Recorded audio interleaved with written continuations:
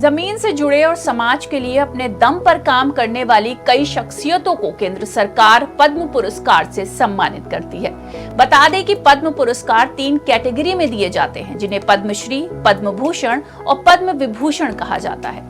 इन सम्मान का ऐलान हर साल गणतंत्र दिवस की पूर्व संध्या पर ही किया जाता है। दरअसल पद्म पुरस्कार के लिए नॉमिनेशन की प्रक्रिया सभी लोगों के लिए खुली होती है, जिसमें वह खुद अपना नॉमिनेशन कर सकते हैं।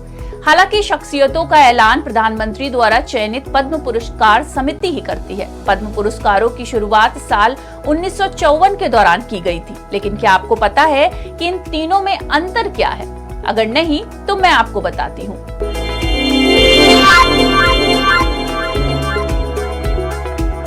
यह पद्म पुरस्कारों में सर्वोच्च होता है। भारत रत्न के बाद ये भारत का दूसरा सर्वोच्च नागरिक पुरस्कार है। ये पुरस्कार किसी भी क्षेत्र में असाधारण और उत्कृष्ट कार्य के लिए प्रदान किया जाता है। इस सम्मान में पुरस्कार के रूप में एक मेडल मिलता है, जिसके केंद्र में एक कमल का फूल होता है। इस फूल के ऊपर नीचे पद्म विभूषण देवनागरी लिपि में लिखा होता है। वहीं इस बिल्ले के पीछे हिस्से में अशोक चिन्ह बना होता है। साथ ही राष्ट्रपति के हस्ताक्षर और मुहर से जारी की गई एक सनद यानी प्रमाण पत्र भी दिया जाता है। ये सम्मान किसी भी क्षेत्र में विशिष्ट और उल्लेखनीय सेवा के लिए प्रदान किया जाता है। इसमें सरकारी कर्मचारियों द्वारा की गई सेवाएं भी शामिल हैं।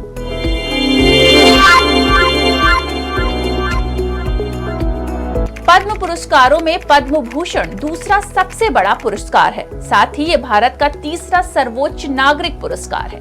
इस सम्मान में भी मेडल के साथ राष्ट्रपति के हस्ताक्षर और मुहर लगा हुआ प्रमाण पत्र दिया जाता है और साथ ही मेडल की डिजाइन भी वही होती है, बस कमल के फूल के ऊपर नीचे पद्म भूषण लिखा रहता है। ये सम्मान किसी भी क्षेत्र के विशिष्ट और उल्लेखनीय तथा उच्च कोटि की विशिष्ट सेवा के लिए प्रदान किया जाता है।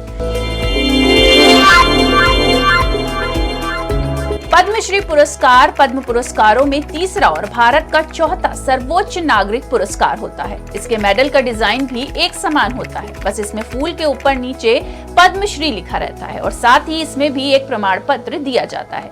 ये जीवन के विभिन्न क्षेत्रों जैसे कला, शिक्षा, उद्योग, साहित्य, विज्ञान, खेल, चिकित्सा, समाज सेवा और सार्वजनिक जीवन आदि में उनके विशिष्ट योगदान के लिए दिया जाता है। प्रत्येक पुरस्कार विजेता के संबंध में संक्षिप्त परिचय वाली एक स्मारिका भी समारोह वाले दिन जारी की जाती है।